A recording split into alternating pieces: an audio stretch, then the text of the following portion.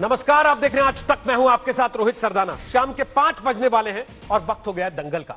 दिल्ली के निजामुद्दीन मरकज के बाद से सुर्खियों में आए मौलाना साद की तलाश में दिल्ली पुलिस ने आज यूपी के शामली में छापे मारे। शामली के कांदला में मौलाना साद का फार्म हाउस है।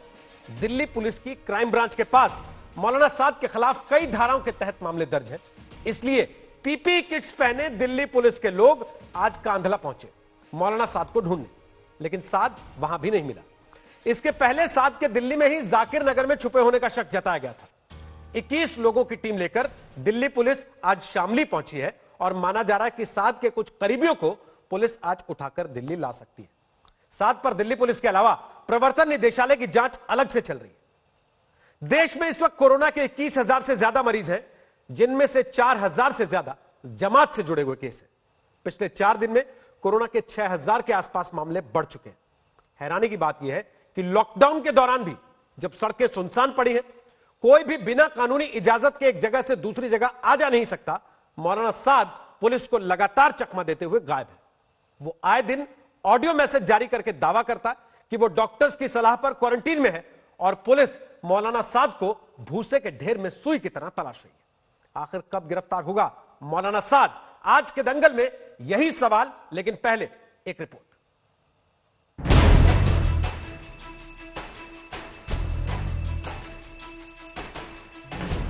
तबलीगी जमातियों के प्रमुख मौलाना साद की तलाश में यूपी के शामली तक पहुंची ये टीम दिल्ली पुलिस के क्राइम ब्रांच की है। दिल्ली पुलिस के अफसर शामली में साद के पैतृक गांव कांदला में उसके फार्म हाउस पर पहुंचे, लेकिन अफसोस की क्राइम ब्रांच को साद के फार्म हाउस में उसकी परछाई तक नहीं मिली। मिले तो उसके चंद नौकर। साद के कांदला फार्म हाउस से पहले दिल्ली के जाकिर नगर के उसके घर पर भी दिल्ली पुलिस के अफसर दबिश दे चुके हैं, लेकिन 28 मार्च से साद को तलाश पाने में पुलिस नाकाम है, जबकि उसे 2 बार पुलिस का नोटिस तक मिल चुका है। दिल्ली पुलिस की क्राइम ब्रांच ने छापा मारा है जो मौलाना साद है उनके जो घर है शामली में, वहां पर, क्योंकि लगातार इस मामले में 2 बार नोटिस दिया जा चुका है मौलाना साद को, लेकिन उन्होंने इन्वेस्टिगेशन अभी तक ज्वाइन नहीं की है। इसी मरकज से करीब 2300 मरकजी जो थे, जो पिछले महीने 30 तारीख को जो है वो निकाले गए थे, 30 और 31 तारीख को, उसके बाद से लगातार इन्वेस्टिगेशन चल रही है। कई जमातियों ने की वजह से पूरे देश भर में कई जगह पर कोरोना वायरस फैला। मौलाना साद खुद को पुलिस से बचा रहा है, लेकिन उसके एक के बाद एक ऑडियो जरूर सामने आ रहे हैं। एक इंटरव्यू में साद ने पुलिस को सामने न आने का बहाना ये बनाया कि वो क्वारंटीन में है। मैं कानून से छिप नहीं रहा हूं, मैंने डॉक्टरों के कहने पर अपने आप को क्वारंटीन में रखा है। कोरोना पर कोई क्वारंटीन में भी हो तो अधिकतम 14 दिन ही जरूरी है, लेकिन यहाँ तो तय सीमा कब की पार हो गई है। अब साद खुद नहीं सामने आ रहा तो उसके सैकड़ों अनुयायी भी खुद को छिपाकर राज्यों के लिए कोरोना की मुसीबत बन रहे हैं। आज तक को पुलिस सूत्रों से मिली जानकारी के मुताबिक केरल के 280 से 300, महाराष्ट्र के 45 से 50, उत्तर प्रदेश के 25 से 30, बिहार के 20 से 30, तमिलनाडु के 20 से 25, कर्नाटक के 15 से 20 तबलीगी जमाती ऐसे हैं जिन्होंने दिल्ली के मरकज के जलसे में हिस्सा लिया था, लेकिन अब छिपे बैठे हैं। यह आंकड़ा भी अभी सिर्फ इस आधार पर है कि जिनके मरकज में आने की पुष्टि हुई है। गृह मंत्रालय के आंकड़ों के मुताबिक देश भर में 4,000 से अधिक कोरोना मरीज ऐसे हैं जिनका मरकज कनेक्शन है। ऐसे में दिल्ली में मौजूद रहे हर एक तबलीगी का सामने आना जरूरी है और इसीलिए उसके चीफ मौलाना साद की तलाश शिद्दत से हो रही है। दिल्ली से मुनीश चंद्र पांडे और चिराग गोठी के साथ आज तक ब्यूरो। तो आपको बता दें कि दंगल में आज हमारे साथ शोएब जमई हैं, इस्लामिक स्कॉलर हैं, निजामुद्दीन मरकज के तबलीगी जमात के समर्थक माने जाते हैं। मौलाना यासूब अब्बास हमारे साथ हैं, वो महासचिव हैं शिया पश्तून लॉ बोर्ड के। अवनीजेश अवस्थी हमारे साथ होंगे, दिल्ली यूनिवर्सिटी में पढ़ाते हैं, आरएसएस से जुड़े हैं। सुबुह खान हमारे साथ हैं, वकील हैं, सामाजिक कार्यकर्ता हैं। एमएच खान हमारे साथ हैं, राजनीतिक विश्लेषक हैं, लंबे समय तक बहुजन समाज पार्टी के समर्थक के तौर पर आप उनको टीवी डिबेट्स में देखते रहे। और हमारे साथ विक्रम सिंह साहब हैं, पूर्व डीजीपी हैं उत्तर प्रदेश पुलिस के। आप सबका दंगल में स्वागत है। सबसे पहले शोएब जमई, कभी शामली कभी दिल्ली, कब तक चलेगा चूहा बिल्ली? देखिए रोहित साहब, थोड़ा सा मुझे लगता है कि अल्फाजों को हमें संभल के इस्तेमाल करना चाहिए। ये तो मुहावरा है, अब मुहावरे का इस्तेमाल भी आपसे पहले अनुमति लेके करना पड़ेगा क्या? मैंने किसी को गाली थोड़ी ना दी। ठीक ठीक। पहली बात तो ये है कि कल से रमजान मुबारक शुरू हो रहा है और मैं देश के तमाम लोगों को उसकी मुबारकबाद देता हूँ। हमारे पास मौका है अल्लाह से दुआ करने का, ईश्वर से दुआ करने का कि पूरे देश को लोगों के लिए खुशहाली आए और ये बीमारी दूर हो जाए, ये वबा दूर हो जाए और हमारा देश दोबारा से जो है, जो मजदूर अपने घरों में बंद हैं और जो परेशानियां हैं हर किसी के, वो सारी चीजें नॉर्मल हो जाए। ये मैं देश के लोगों को संदेश देना चाहता हूँ। दूसरी बात ये है, मेरा मानना है कि जो मरकज है या तबलीग का काम है, ये जाहिर से बात है कि पूरे मुसलमानों को नुमाइंदगी नहीं है इसमें, या फिर कोई इस्लाम की बात नहीं हो रही है। अगर तबलीग जमात या फिर मौलाना साहब की बात हो रही है तो वो कानून अपना काम कर रहा है। हमारे देश में कानून, मैं समझता हूँ कि यकीन रखता हूँ कि कानून बिल्कुल सक्षम है, इंटेलिजेंस एजेंसीज, होम मिनिस्ट्री सक्षम है कि उसको अपने एतबार से देखेगी और कोर्ट सक्षम है कि उसका इंसाफ करेगा कि कौन गलत है और कौन सही है। मुझे लगता है कि अब हमारे देश में हिंदू मुस्लिम की बहुत ज्यादा सांप्रदायिकता फैल गई है। जमात का नाम का इस्तेमाल करके बहुत सारे लोग जो है अलग अलग तरह की नफरतें फैला रहे हैं। हमें इसको बंद कर देना चाहिए। अब मजदूरों की बात हो, देश की बात हो, डॉक्टरों की बात हो, और हम मिलजुल करके रहें। हिंदू मुसलमान देश में हमेशा से साथ मिलकर रहते आए हैं और मुझे लगता है कि हम जैसे लोगों को भी अब थोड़ा सा इससे बचना चाहिए। एक शेर याद आ रहा है आपके इस सादा दिली पे, तो भी बचना चाहिए इन सब चीजों से, क्योंकि ये मैं आपको इल्जाम नहीं लगा रहा हूं। मैंने कहा आपके कहा कि आप मेरे पे इल्जाम लगा रहे। मैंने तो कहा आपकी इस सादगी पे मुझे एक शेर याद आ रहा है केवल, क्योंकि आप वो व्यक्ति हैं जो पहले दिन जमात के टेलीविजन वाले वकील के तौर पर अवतरित हुए थे कि जमात ने आपको जिम्मेदारी दी है फोन करके कि जाओ शोएब जमाई टीवी पर बैठो और मौलाना साद का बचाव करो। और आज आप जो बातें कह रहे हैं उसको सुनने के बाद मैंने कहा मुझे एक शेर याद आ रहा है। मैंने तो इसमें कोई आरोप लगाया नहीं कि आप मेरे ऊपर आरोप लगा रहे हैं या किसके ऊपर आरोप लगा रहे हैं। मैं तो केवल यह बताना चाह रहा था कि आपने जो बातें कही हैं उस पर शेर याद आया कि इस सादगी पे कौन ना मर जाए खुदा, लड़ते हैं और हाथ में तलवार भी नहीं। आप पहले दिन से पैरवी कर रहे, आप पहले दिन से उनको बचा रहे, आप पहले दिन से ये कह रहे हैं कि साहब इनकी तो कोई गलती नहीं है। आज आप कह रहे हैं, पहले दिन से आपने कहा कि देश के सारे मुसलमानों को आप लोग टारगेट कर रहे हैं। आज आप कह रहे हैं कि तबलीग सारे मुसलमानों की प्रतिनिधि नहीं है। आज आप कह रहे हैं कि मौलाना साद को तो पुलिस ढूंढे, पुलिस का काम है, हमें डॉक्टर मजदूर की बात करनी चाहिए। तो पुलिस ने 4 अप्रैल को नोटिस भेजा, पुलिस ने 6 अप्रैल को नोटिस भेजा।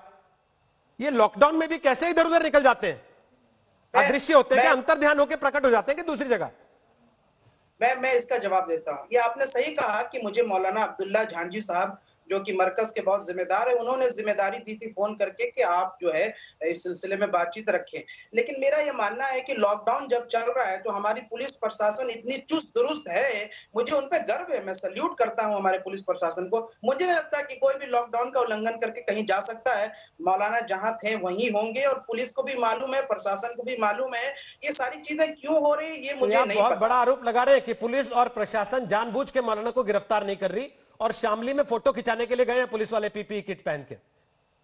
भाई देखिए, ये तो सरकार जाने, होम मिनिस्टर जाने, अजीत डोभाल जी जाने और ये तमाम लोग जाने। मेरा सिर्फ एक ही गुजारिश है कि WHO ने जो कहा है कि हम इस देश में कोरोना पैंडेमिक से लड़ने के लिए किसी कास्ट, क्रीड, रिलीजियन को नहीं देखना चाहिए। देश की सरकार जब आंकड़े, जब तेलंगाना, दिल्ली और अगर आप WHO को इतने अच्छे से सुनते पढ़ते समझते हैं तो महाराज उनका हवाला देके केरल में उन 300 284 जमातियों को बोल दीजिए ना अपने फोन की लोकेशन ऑन कर ले, कम से कम उन्हीं को तलाश लिया जाए। देश के अलग अलग राज्यों में जो जमाती गए दिल्ली से और छुप के बैठे हैं, जिनके लिए छापे मारने पड़ते हैं मस्जिदों में, उनको एक आग्रह तो कर दीजिए कि भाईजान बाहर आ जाओ। अब रमजान के महीने में मैं दुआ कर रहा हूं देश की बेहतरी की, तो तुम कम से कम सामने आ जाओ और अगर तुम में से कोई बीमार है तो परिवार वालों को बीमार मत करो। ये आग्रह तो कर दीजिए कम से कम। आरोप तो आप लगा ही रहे हैं, आज भी लगा लिया आपने ना कहते कहते। एक एक करके बात कर लेते हैं रोहित जी। मैं तो हमेशा देश के तमाम जो लोग मैं कह रहा हूं कि ये बीमारी तो आपके लिए खुद जान का सबब, ये वबा है आपके लिए, जान के पीछे पड़ जाएगी, इसलिए अपना इलाज खुद आकर के कराएं। ये तो आपके परिवार और बेहतरी के लिए, ये तो हम शुरू से अपील कर रहे हैं। लेकिन मेरी एक गुजारिश और है, मुझे बस 30 सेकंड दीजिए, मैं अपनी बात पूरी करूंगा रोहित जी। मेरी ये गुजारिश है कि जिस तरीके से इस वक्त पालघर की घटना हुई, वहां पे साधुओं को मारने वाले जो थे वो नक्सली थे, आदिवासी थे, उसकी पूरी लिस्ट महाराष्ट्र सरकार ने जारी की, लेकिन उसको किसी तरीके से सांप्रदायिक एंगल दिया गया। उमर साहब कहां भागिएगा, वायरस उमर साहब कहां भागिएगा साध साहब को बचाने के लिए? अब जो साधु मर चुके हैं उनकी लाशों की आड़ लेना चाहते हैं आप कि भाई अब मैं किसी तरह उसका एंगल ले आऊं। यहां बात हो रही है केवल सीधे सीधे तौर पर इसको लेकर कि मौलाना साद को अगर कोई डर नहीं है, उन्होंने कोई अपराध नहीं किया जो आप पहले दिन से कह रहे थे, तो पुलिस के बार बार नोटिस के बाद, पुलिस के बार बार उनके घर जाने के बाद आप सरकारों को और एजेंसियों को चुनौती क्यों दे रहे हैं कि ढूंढ के दिखाओ? अरे अगर भाई वो गलत नहीं है तो सामने आ जाए ना। सरकार को अपना जब सरगना सामने नहीं आएगा तो बाकी लोग तो छुप के बैठेंगे ही। सरकार को अपना काम करने दीजिए। हम तो मजदूरों और गरीबों की बात रखें, हम डॉक्टर्स की बात रखें, हम जो असली मुद्दे हैं टेस्टिंग जमात के की, वकील अब मजदूरों की वकालत करने लगे, बड़ा अच्छा लगा देख के। अब जरा मैं यासूब अब्बास साहब से एक कमेंट ले लेता हूं। मौलाना यासूब अब्बास, बहुत दिन के बाद आप आज तक पर आए हैं, स्वागत है आपका। कई दिन से आप ये चर्चा सुन भी रहे होंगे जो कुछ बहस चल रही है। क्या यह कहना जायज है कि तबलीग के नाम पर सारे मुसलमानों को बदनाम किया गया, या तबलीग की वजह से लोगों को मौका मिल गया कि सबके ऊपर उंगली उठ गई, और तबलीग के लोग अगर सामने आ जाते तो यह मामला पहले खत्म हो गया होता? बार बार पुलिस छापे मारती है और उसी से सवाल खड़े होते हैं, और फिर ये कहते हैं कि हम तो सहयोग कर रहे हैं, ऑडियो मैसेज निकाल देते हैं। जहां तक मैं समझता हूं कि सारा जितना भी तमाशा है ये मौलाना साद का किया हुआ है, और सारा तमाशा मौलाना साद का है। मौलाना साद की वजह से पूरे मुसलमान बदनाम हो रहे हैं। कोई मुसलमानों को बदनाम नहीं कर रहा है, मौलाना साद मुसलमानों को बदनाम कर रहे हैं। और ये 17वीं सदी की पैदावार है। मोहम्मद बिन अब्दुल वहाब नजदी, इन्हीं ने जमाती वहाबी फिरका बनाया था, और ये इस्लाम के भी मुखालिफ हैं, प्रॉफिट ऑफ इस्लाम के भी मुखालिफ हैं। ये एक अपनी आइडियोलॉजी लेके चले हैं, ये अपनी आइडियोलॉजी को थोपना चाहते हैं सारे दुनिया के मुसलमानों के ऊपर, और ये पढ़े लिखे लोगों को गुमराह कर रहे हैं। बिल्कुल इन्होंने पूरे इस्लाम की शक्ल बदल दी है। जब से ये इस्लाम के अंदर दाखिल हुए हैं, इन्होंने पूरी तरीके से जो दिल्ली के अंदर निजामुद्दीन में मैं जानता हूँ अच्छी तरीके से, हजारों की तादाद में जो इनके लोग निकाले गए हैं, और अभी ना जाने पूरे मुल्क में कितने जमाती छुपे हुए हैं। ये शियों को भी काफिर कहते हैं, ये हिंदुओं को भी काफिर कहते हैं, ये अहले सुन्नत को, सुन्नियों को भी काफिर कहते हैं। यानी जमातियों की, वहाबियों की निगाह में सुन्नी भी काफिर है, शिया भी काफिर है। और रोहित जी, मैं बिल्कुल ये बात कहने में मुझे झिझक नहीं है, अगर इनकी मस्जिद में अहले सुन्नत नमाज पढ़ ले, शिया नमाज पढ़ ले, तो ये मस्जिद को गुस्ल दिलवाते हैं। ये उनको मुसलमान नहीं समझते हैं। हद यह है कि आपने खबरें चलाई होंगी नमाज पढ़ने पर मस्जिदों के अंदर कत्ल हुए हैं, और ये किसी ने नहीं किया। जब से ये इस्लाम में दाखिल हुए हैं तब से सब कुछ इन्होंने शुरू किया है। लेकिन आज ये बात से बचाव कर रहे हैं। यासूब अब्बास, मौलाना इनसे साहब, जैसे सवाल पूछा जाता दिल्ली है, सरकार और केंद्र सरकार पूरी तरीके से शिकंजा कसे, इनसे और जैसे मौलाना साहब को फौरन निकाले और सख्त नहीं, लेकिन इनसे जैसे सवाल पूछा जाता है तो ये कहते हैं आप हिंदू मुसलमान कर रहे हैं। इसके अंदर हिंदू मुसलमान की बात नहीं है बिल्कुल, इसलिए कि मीडिया इसके अंदर हिंदू मुसलमान की बात नहीं है। जो गलत है गलत कहा जाए, सही है सही कहा जाए। जो गलत बात होती है हम लोग भी उसको अपोज करते हैं, मगर इन जमाती लोगों ने, वहाबी लोगों ने पूरी तरीके से मजहब इस्लाम को बदनाम करके रख दिया है। आज इनकी वजह से लोगों को, मुसलमानों को जो है एक नफरत का माहौल पैदा करवा दिया है जमातियों ने। आज मुसलमान परेशान है इनकी वजह से। आज पूरी दुनिया में इन्हीं ने इस्लाम को बदनाम किया है, और प्रॉफिट ऑफ इस्लाम की बेटी की जो कब्र है, सबसे पहले इन्हीं ने सऊदी अरब में अपनी जड़ें गड़ाई, और सारा इनका खेल सऊदी अरब से चलता है जी। जन्नतुल बकी को जो मिसफार किया गया, गिराया गया जी, वो पूरी इन्हीं की उपज थी, इन्हीं की सोच थी। ठीक, मैं जरा विक्रम सिंह साहब को चर्चा में लाना चाहता हूं, क्योंकि बड़े सीधे सवाल जमात के तरफ से शोएब जमाई ने डाल दिए सरकार के ऊपर। उन्होंने तो अजीत डोभाल तक का नाम ले लिया, गृह मंत्री तक का नाम ले लिया। विक्रम सिंह वो कह रहे हैं कि अजीत डोभाल जानते हैं मौलाना साद कहां है, वो कह रहे हैं कि गृह मंत्री को पता है मौलाना साद कहां है, पुलिस जानबूझ के नहीं पकड़ रही। क्या वाकई ऐसा है? साद को ढूंढ रहे हैं कि सुई ढूंढ रहे हैं भूसे के ढेर में? लॉकडाउन है, रोहित जी, कोई कहीं जा नहीं सकता बिना पुलिस की मर्जी के, तो ये साद कैसे कभी जाकिर नगर, कभी शामली? रोहित जी, इनको चाहिए था कि सरकार के साथ और दिल्ली पुलिस के साथ ताउन करके मौलाना साद को दस्तयाब करें, नहीं किया। इसके अलावा उनकी निशानदेही के ऊपर या उनके बारे में माकूल और मुफीद जानकारी दें, वो भी नहीं दिया। आप ये उम्मीद भी न करें कि इनके जरिए आपको कोई मुफीद जानकारी मिलेगी भी। मेरा मशवरा होगा दिल्ली पुलिस को कि मौलाना साद के जो पहले दिन मैंने आपके डिबेट पे कहा था, इश्तिहार बनवा करके जगह जगह दे दीजिए और 5 लाख के इनाम की जो मफरूर और पलायित अपराधी, भगोड़े अपराधी, एब्सकॉन्डर्स के ऊपर जो कार्रवाई होती है, जो हमारा कानून इजाजत देता है, वो कार्रवाई करने का वक्त आ गया। ये पहले हो जाना चाहिए था। पुलिस कभी असहाय नहीं है, पुलिस कभी हेल्पलेस नहीं होती है। वो सिर्फ इस बात का लिहाज करती है कि किसी की भावनाओं के ऊपर कोई अतिक्रमण ना हो, केवल शायद इस बात का लिहाज किया है। बहरहाल ये काम जो आज हुआ है, शामली में जो दबिश पड़ी है, ये हो जानी चाहिए थी पहले दिन, और उसके दूसरे दिन जो 82-83 सीआरपीसी की कुर्की की कार्रवाई होती है वो, और भगोड़े और पलायित अपराधी के संबंध में जो कार्रवाई, इनाम की घोषणा, ये पहले हो जानी चाहिए थी। और ये आरोप मढ़ देना कि कभी आप कह रहे हैं कि आपके ऊपर अत्याचार हो रहा है, कभी आप कह रहे हैं कि आप हक तलफी कर रहे हैं, कभी आप कह रहे हैं कि आप शोषण कर रहे हैं, और कभी आप कह रहे हैं कि ये जिम्मेदारी अजीत डोवल साहब की, इनकी है। अजीत डोवल साहब ने जरा जरूरत से ज्यादा शराफत दिखा दी। बहरहाल जो काम चौकी इंचार्ज या थानेदार का था, वो काम शायद काबिले एहतराम वो समझते होंगे, मैं तो नहीं वो इत्तेफाक रखता हूं कि मौलाना के यहां खुद जाकर के शायद कुछ उन्होंने मशवरा दिया हो, नहीं माना गया, और न वो मशवरा माना जाएगा। मशवरा उसको दिया जाता है जिसके जहन में जरा सा आपके दिल में के लिए हमदर्दी। पर विक्रम जी, एक बात तो बताइए, सच में क्या पुलिस को नहीं पता मौलाना साद का? वाकई नहीं पता? नहीं, मैं ये मानने को तैयार नहीं हूं। ये एक शुरुआती कदम है, ये मान के चलिए दिल्ली पुलिस को पूरी खबर होगी। शायद ये शामली जा करके किसी और चीज की तलाश में गए होंगे, वरना आप ये कह दें, ये तो मैं आपको बता दूंगा कि मौलाना कहां है। और जब मेरे ऐसा आदमी जिसको ये पूरी जानकारी है दिल्ली पुलिस की ना हो, ये मैं मानने को तैयार नहीं हूं। ये बहुत ज्यादा जगह नहीं है जहां मौलाना साथ जा सकते हैं। और आदमी, अरे ये कब तक, कहां तक भागेंगे? इनके भागने के सब रास्ते हो चुके हैं बंद। ये शायद शामली जाकर के डॉक्यूमेंटेशन या कुछ और चीजें जाकर के दस्तयाब करने के लिए गए होंगे। आदमी जब तफ्तीश करता है, बॉक्सिंग में एक तौर तरीका होता है कि अगर हमें राइट हुक मारना है तो पहले मैं लेफ्ट दिखाता हूं। जब आदमी थोड़ा बतभ्रष्ट हो जाता है तब फिर वो राइट हुक करारा जब पड़ता है तब मालूम पड़ता है कि ये आया कहां से वज्रपात। ये मैं मानने को तैयार बिल्कुल नहीं हूं कि दिल्ली पुलिस को इनकी एक्टिविटीज जाकिर नगर में हो, यह नोएडा के एक खास इलाके में वहां ना हो, मेरठ में ना हो और शामली में ना हो। इसके अलावा मैं आपको यहाँ हर चीज का खुलासा करना मैं औचित्यपूर्ण नहीं मानता हूं। ठीक है, मैं इसके पहले सुबुह खान के पास जाऊं, वापस शोएब जमाई आपके पास आ रहा हूं। क्या आपको लगता है कि मौलाना साद को सहानुभूति मिल जाएगी जब आप लोग बैठ के ये बोलेंगे कि भाई अजीत डोभाल को तो सब पता है, या गृह मंत्री अमित शाह को तो सब पता है, और जब आप बार बार ये भी कहेंगे कि हम मदद कर रहे हैं और नोटिस जाते हुए पुलिस के दिखेंगे सबको, लेकिन मौलाना साहब सामने नहीं आएगा, केवल ऑडियो टेप आएगा?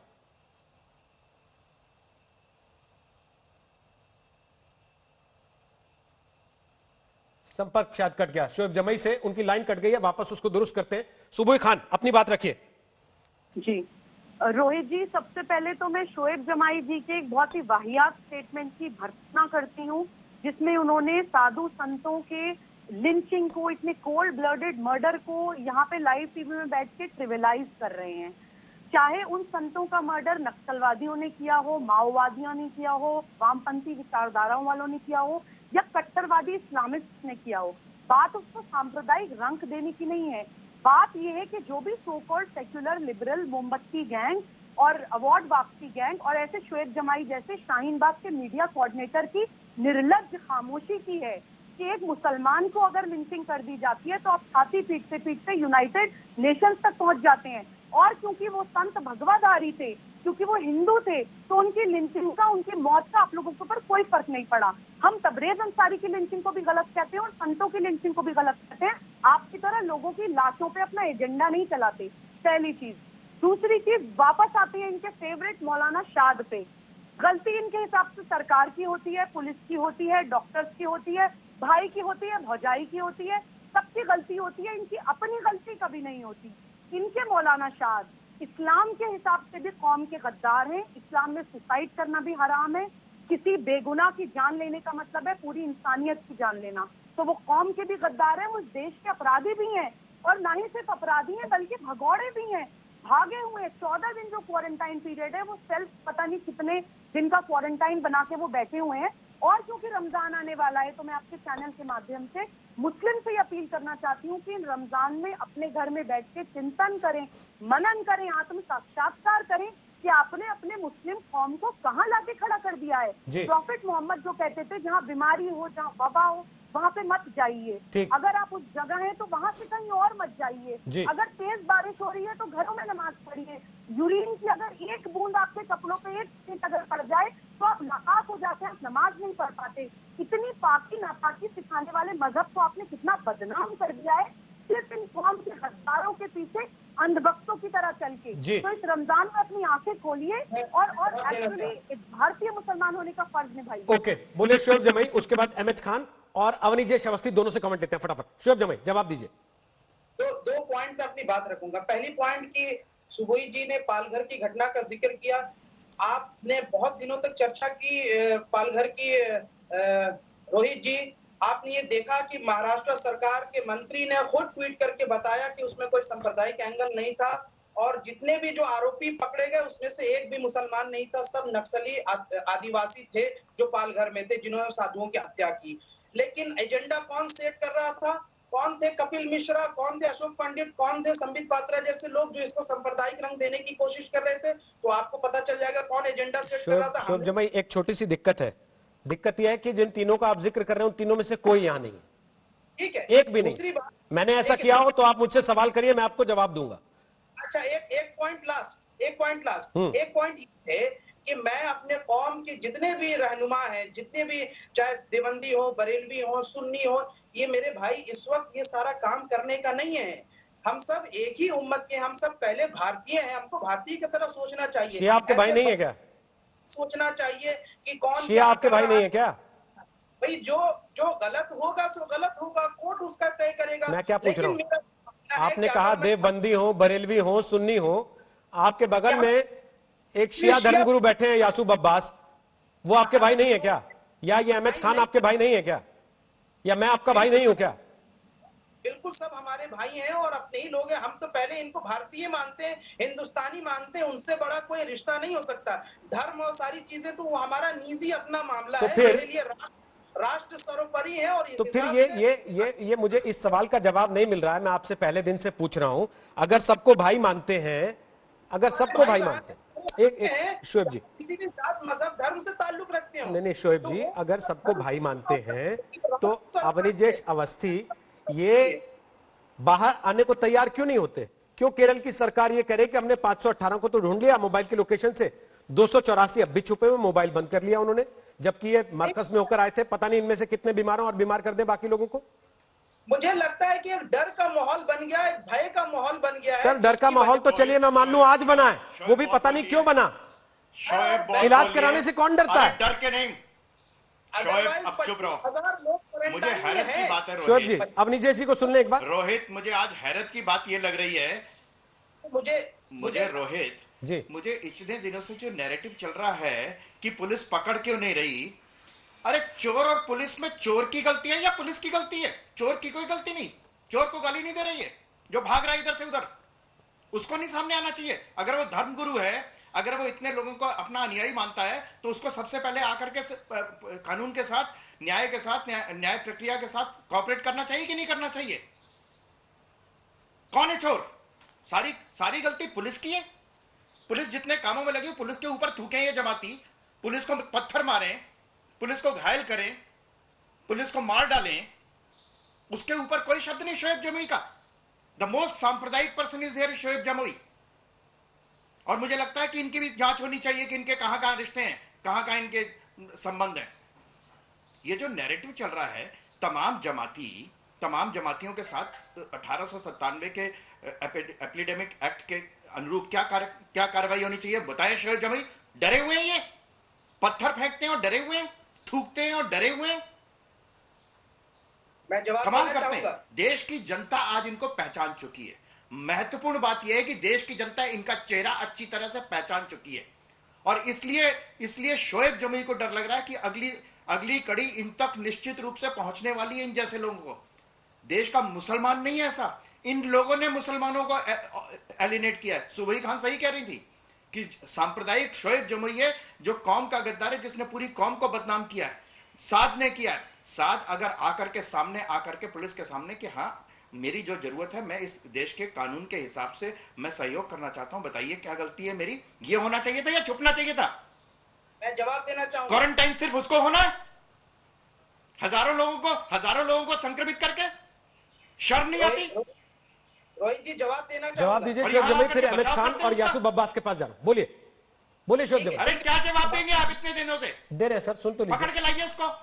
दे रहे हैं जवाब, सुन तो लीजिए। पकड़ के कैसे ना, इनकी भी पहुंच है कि नहीं पता नहीं वहां तक। फोन पे इनको आता है जितना आता है ना। बोलिए शोएब जमाई। क्यों? इनको तो मालूम है ना। अच्छा सर सुन तो ले, बात तो सुन ले। वो पता है ना, उन्होंने फोन पर आता है उनको, वो जाके कोई आदेश नहीं लेते हैं। बोलिए शोएब जमाई।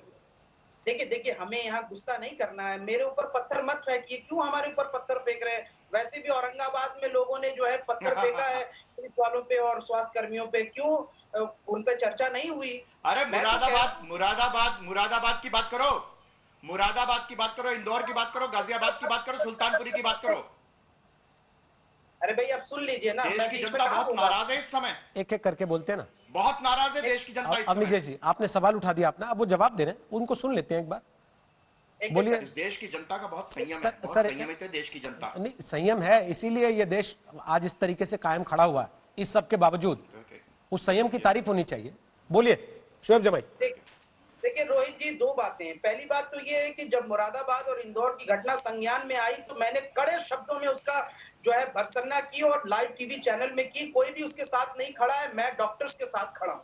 लेकिन उससे भी बड़ी घटना बिहार के औरंगाबाद के अखौनी गांव में होता है, जहां पे पूरा गांव जो है डॉक्टर्स और स्वास्थ्य कर्मियों पे हमला करता है और 40 से ज्यादा लोग गिरफ्तार होते हैं। और वो सब अल्पसंख्यक समुदाय से ताल्लुक नहीं रखते थे, लेकिन वो चर्चा का विषय नहीं बनता। आपने खुद ही जवाब दे दिया कि सब गिरफ्तार होते हैं, सब गिरफ्तार हो गए ना, पहली चीज। दूसरा, मेरा एक सवाल का और जवाब दे दीजिए। मैं आपसे अक्सर पूछता हूं, आप बताते नहीं, निकल जाते हैं। आज बड़े आराम से चर्चा हो रही है तो मैं पूछ ले रहा हूं, इसलिए बता दीजिएगा। तो कहीं ना कहीं मैं एक सवाल पूछ रहा हूं शोएब जी, ये जो घटना होती है पंजाब के पटियाला में कि एक एएसआई का हाथ कट जाता है लेकिन उसमें कोई मुसलमान नहीं है, एक सेकंड सर, उसके बाद बिहार के औरंगाबाद में आपको पता लगता है कि 40 लोग गिरफ्तार हुए लेकिन उसमें कोई मुसलमान नहीं है। उसके बाद महाराष्ट्र में आपको पता लगता है पालघर में संतों के मामले में 100 लोग गिरफ्तार हो गए, उसमें कोई मुसलमान नहीं है। ये सारी बातें आपको सपने में आती है कि टीवी से पता लगता है आपको?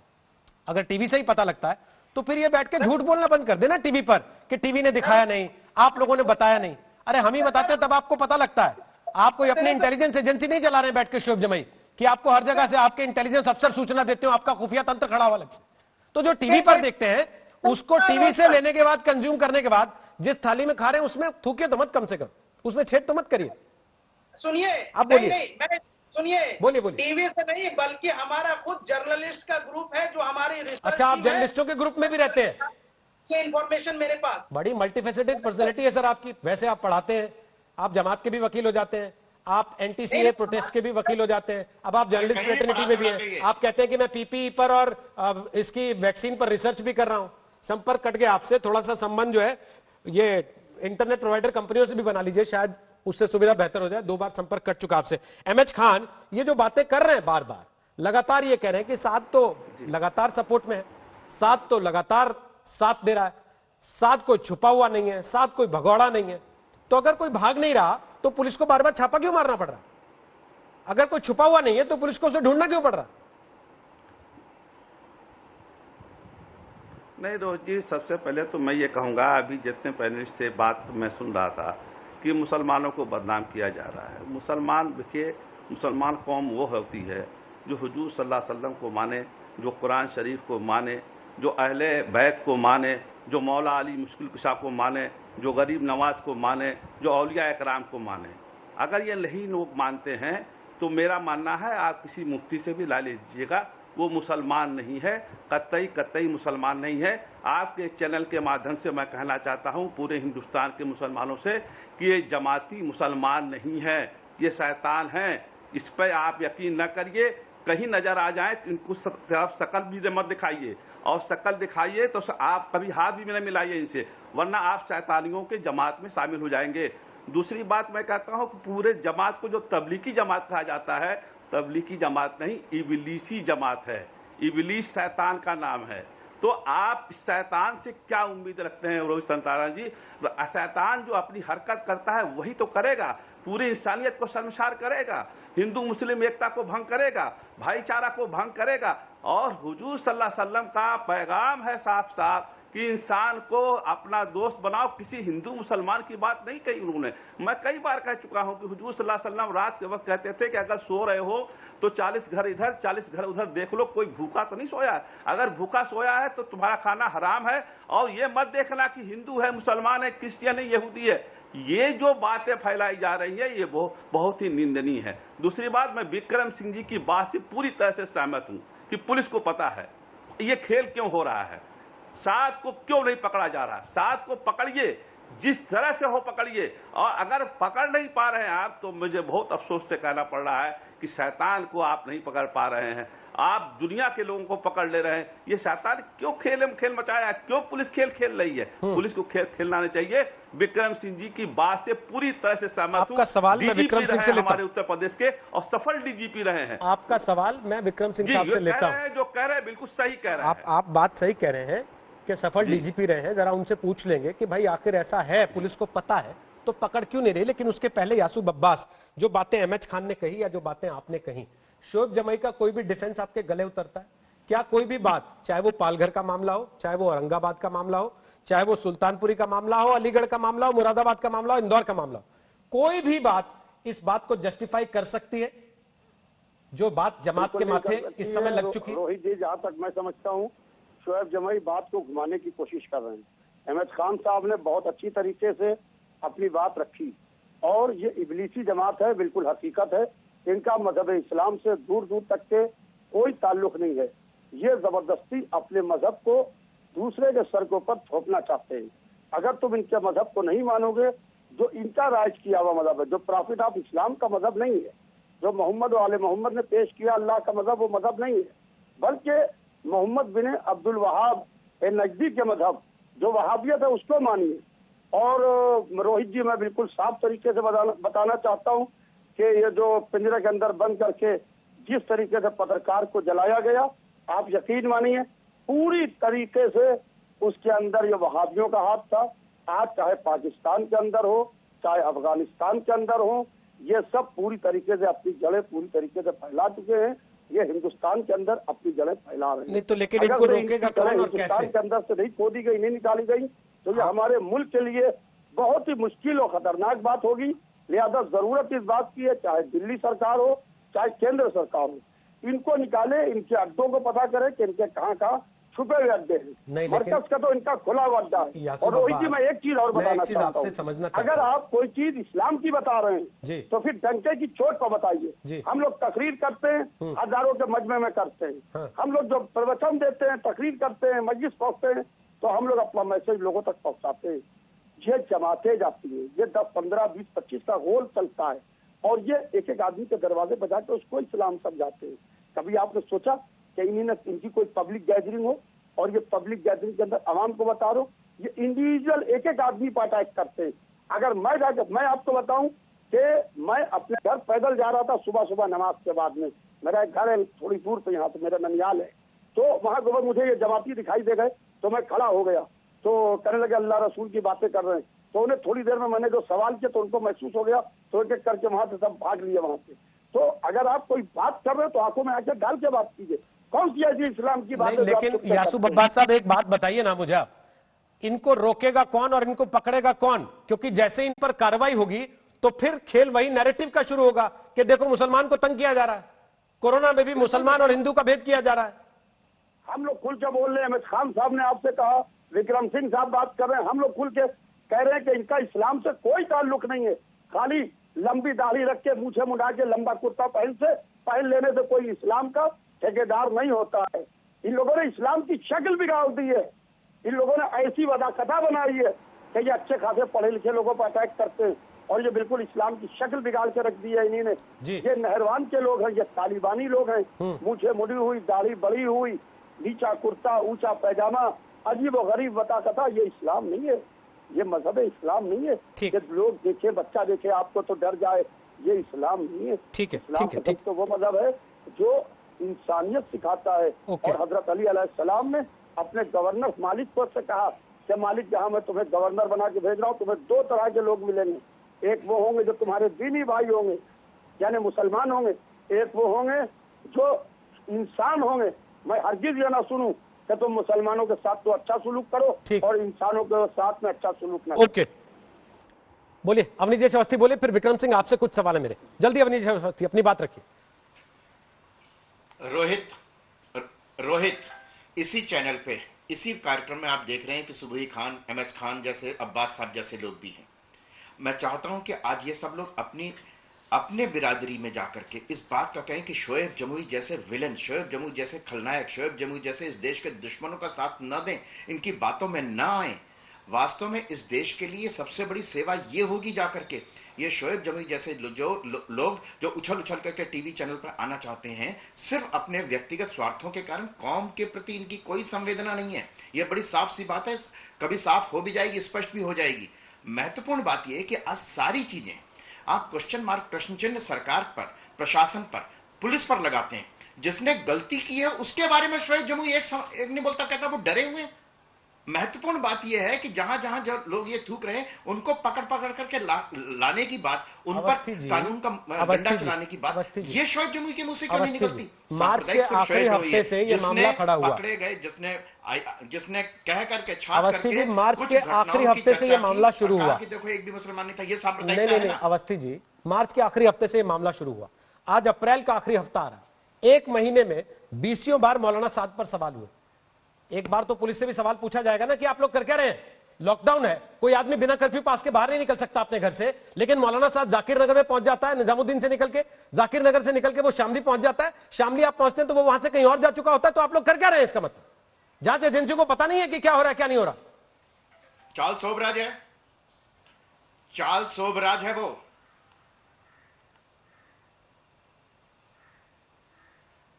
और ये कहने से माफी हो गई जांच एजेंसियों को कि ठीक है कोई बात नहीं, ढूंढते रहो आराम से, कोई दिक्कत नहीं, एक महीना हो गया, एक महीना और ढूंढ लो।